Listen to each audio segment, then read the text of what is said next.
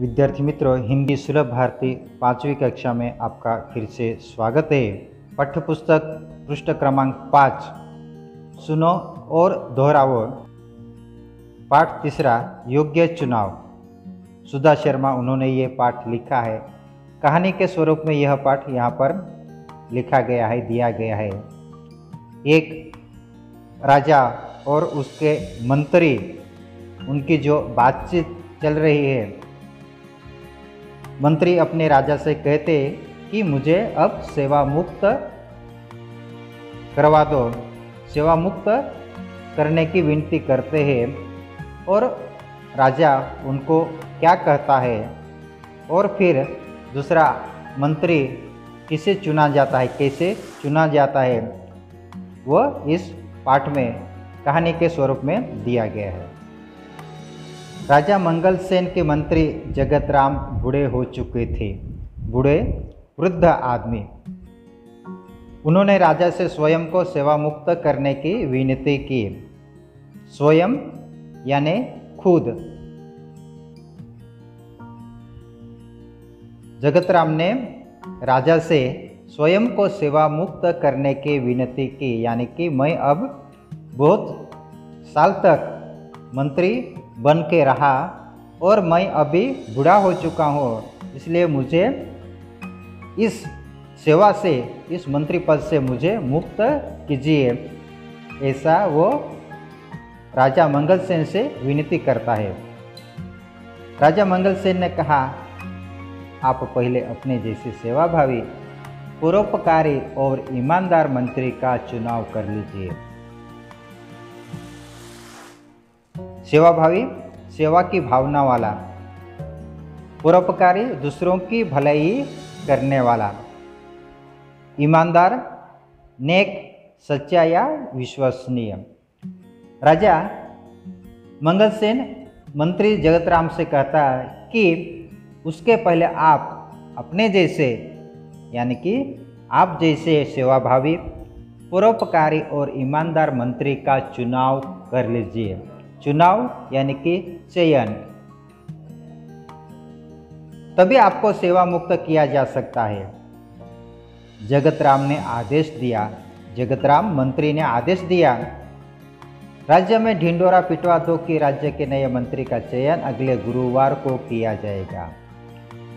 ढिंडोरा यानी कि मुनादी डुबकी, जो चुनाव के लिए, चुनाव हमें अगले गुरुवार को लेने का है, अगले गुरुवार को किया जाएगा, इसलिए सब राज्यों में ढिंडोरा पिटवा दो कि अगले गुरुवार को ये चयन होने वाला है, चुनाव होने वाला है नए मंत्री के लिए। इस पद के इच्छुक 11 बजे राज दरबार में पहुंची। हरकारे गांव-गांव ढिंडोरा पिटने लगे। हरकारे यानी कि दूत, यानी कि डाकिये, जो संदेश देने वाले, उनकी तरफ से। चयन वाले दिन राज दरबार की ओर जाने वाले मार्ग पर सुबह से ही 9 युवकों की भीड़ लग गई थी। चयन वाले दिन यानी कि चुनाव के दिन राज दरबार की ओर जाने वाले, की तरफ जाने वाले जो मार्ग है, रास्ता है, उस पर सुबह से 9 युवकों की भीड़ लग गई थी। जो मंत्री पद के लिए इच्छुक थे, उनकी भीड़ लग गई थी। सैकड़ों की संख्या में युवक दरबार की ओर जा रहे थे। इसी रास्ते पर एक तरफ एक वृद्ध हताशा बैठा था। वृद्ध हताशा, निराश या दुखी। उसकी बैलगाड़ी का एक पहिया रास्ते के किनारे कीचड़ में फंस गया था। उस वृद्ध का बैलगाड़ी का एक पहिया रास्ते के किनारे कीचड़ में फंस गया था। वृद्ध ने कई बार पहिया कीचड़ से निकालने की कोशिश की, पर वह असफल रहा। मंत्री पद के अनेक उम्मीदवारों ने राज दरबार जाते समय यह दृश्य देखा, पर किसी ने भी वृद्ध की सहायता नहीं की। कौन सा दृश्य देखा? कि यहाँ पर एक बूढ़ा व्यक्ति है, बूढ़ा आदमी है, वह अपने बैलगाड़ी का पहिया कीचड़ में फंसा है और वो निकालता है। मंत्री पद के अनेक उम्मीदवारों ने राज दरबार जाते समय यह दृश्य देखा, पर किसी ने भी वृद्ध की सहायता नहीं की। उस वृद्ध को किसी ने मदद नहीं की। जो उम्मीदवार मंत्री पद के लिए जा रहे थे, उन्होंने किसी ने भी उनकी सहायता नहीं की, उनकी मदद नहीं की। उम्मीदवार चुनाव के लिए आए हुए युवक। उम्मीदवार युवकों में एक था कर्मवीर। कर्मवीर निर्धन परिवार का प्रतिभाशाली नवयुवक था। वह तेजी से राज दरबार की ओर जा रहा था। उसी समय बैलगाड़ी वाला वृद्ध एक बार फिर से पहिया कीचड़ से बाहर खींचने का प्रयास कर रहा था। यहाँ पर एक उम्मीदवार है जो मंत्री पद के लिए जा रहा था, वो कर्मवीर। कर्मवीर निर्धन परिवार का यानी कि गरीब परिवार से था। वो कर्मवीर प्रतिभाशाली नवयुवक था। वह तेजी से राज दरबार की ओर जा रहा था। उस समय उस बैलगाड़ी वाले वृद्ध को एक बार फिर कीचड़ से वो पहिया है बैलगाड़ी का, वो निकालते समय उस कर्मवीर ने देखा। कर्मवीर ने देखा कि बैलगाड़ी वाला वृद्ध एक बार फिर से उस पहिया को कीचड़ से निकाल रहा था। वह दृश्य कर्मवीर ने देखा। यह दृश्य देखकर राज दरबार पहुंचने की चिंता न करते हुए कर्मवीर सीधे कीचड़ में उतरा। यह दृश्य कौन सा दृश्य कि वो वृद्ध है, वो बैलगाड़ी का एक पहिया कीचड़ से निकाल रहा था, प्रयास कर रहा था निकालने की, लेकिन उसको वो पहिया निकल नहीं रहा था। यह दृश्य देखकर दरबार पहुंचने की चिंता न करते हुए, यानी कि मुझे देर हो जाएगी, मैं दरबार नहीं पहुंच पाऊंगा, इसी की जरा भी चिंता न करते हुए कर्मवीर सीधे कीचड़ में उतरा।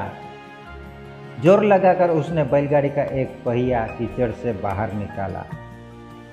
वृद्ध ने उसे ढेरों आशीर्वाद दिए, फिर इनाम में कुछ रुपए देने चाहे, पर कर्मवीर ने विनम्रता से मना कर दिया। यानी कि कर्मवीर ने उस बैलगाड़ी का पहिया निकाला।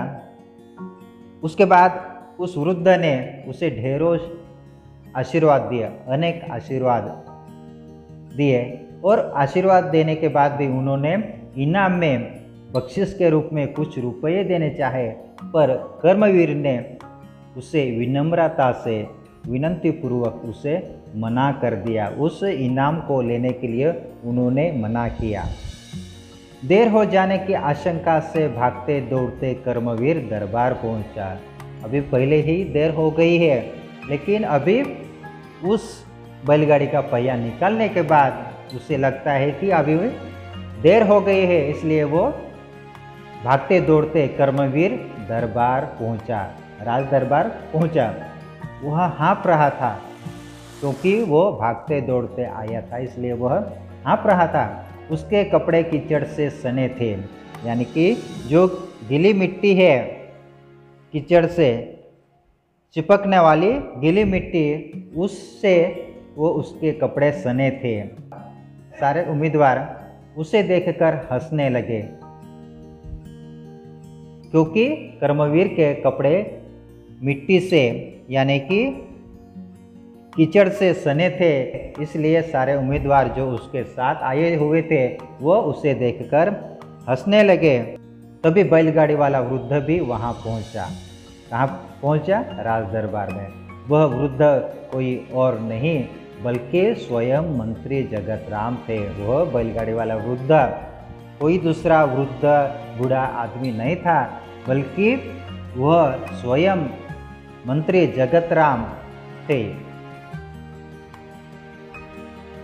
उन्होंने सारी घटना राजा को सुनाई। फिर जगत राम ने राजा से कहा, महाराज, कर्मवीर में वे सारे गुण हैं जो राज्य के मंत्री के लिए आवश्यक है।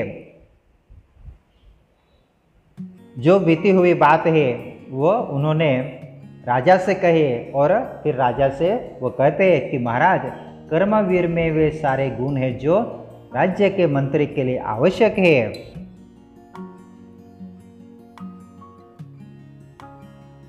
सारी बातें जानकर राजा मंगलसेन बहुत प्रसन्न हुए। उन्होंने कहा, जो सामान्य आदमी की पीड़ा से दुखी होता है, उसे दूर करने का प्रयास करता है, वही राज्य के ऊंचे पद पर बैठने का अधिकारी होता है। जगतराम जी ने योग्य व्यक्ति का चुनाव किया। आज से कर्मवीर राज्य के नए मंत्री हो गए। इस प्रकार विद्यार्थी मित्रों, सुधा शर्मा उन्होंने ये कहानी के स्वरूप में यहाँ पर लिखा है कि योग्य मंत्री होने के लिए उसमें कौन से गुण होना आवश्यक है, योग्य ऐसे गुण होने आवश्यक है, वही राज्य के लिए मंत्री बन सकते हैं, अधिकारी बन सकते हैं, ऊंचे पद पर बैठने का अधिकारी होता है। प्रश्न एवं उत्तर। कोष्टक में से उचित शब्द चुनकर रिक्त स्थानों की पूर्ति करो। यहाँ पर कोष्टक में शब्द दिए गए, उन शब्दों को लेकर जो रिक्त स्थान है उसे हमें पूरा करना है।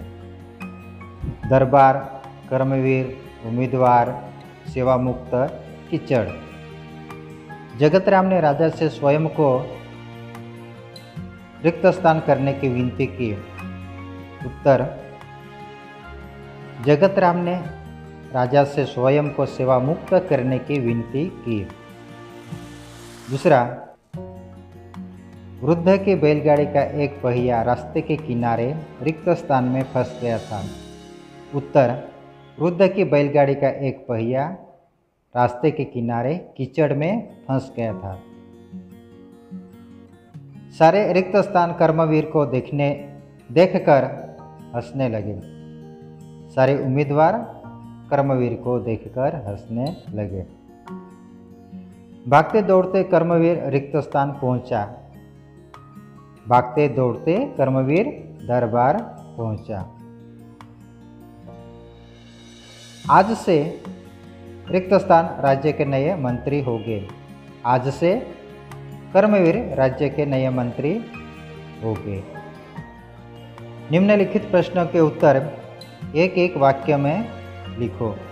पहला, मंत्री जगतराम ने राजा से क्या विनती की? उत्तर, मंत्री जगतराम ने राजा से स्वयं को सेवा मुक्त करने की विनती की। कर्मवीर किस परिवार से था? कर्मवीर निर्धन परिवार से था। राजा मंगलसेन कैसा मंत्री चाहते थे? राजा मंगलसेन जगतराम जैसा सेवाभावी, परोपकारी और ईमानदार मंत्री चाहते थे। जगतराम ने क्या आदेश दिया? जगतराम ने आदेश दिया, राज्य में ढिंढोरा पिटवा दो कि राज्य के नए मंत्री का चयन अगले गुरुवार को किया जाएगा। बैलगाड़ी वाला वृद्ध कौन था? बैलगाड़ी वाला वृद्ध स्वयं मंत्री जगतराम थे। कर्मवीर को राज्य का नया मंत्री क्यों चुना गया? उत्तर, कर्मवीर को राज्य का मंत्री चुना गया क्योंकि उसमें मंत्री के लिए आवश्यक सारे गुण थे। मंगलसेन ने प्रसन्न होकर क्या कहा? मंगलसेन ने प्रसन्न होकर कहा कि जो सामान्य आदमी की पीड़ा से दुखी होता है और उसे दूर करने की कोशिश करता है, वही राज्य के ऊंचे पद पर बैठने का अधिकारी होता है। योग्य चुनाव, इस कहानी से क्या सीख मिलती है? योग्य चुनाव, इस कहानी से हमें यह सीख मिलती है कि चुनाव में व्यक्ति के गुणों को ही महत्व देना चाहिए। गुणी व्यक्ति ही अपने पद की प्रतिष्ठा बढ़ा सकता है। यह सीख इस योग्य चुनाव इस कहानी से हमें मिलती है।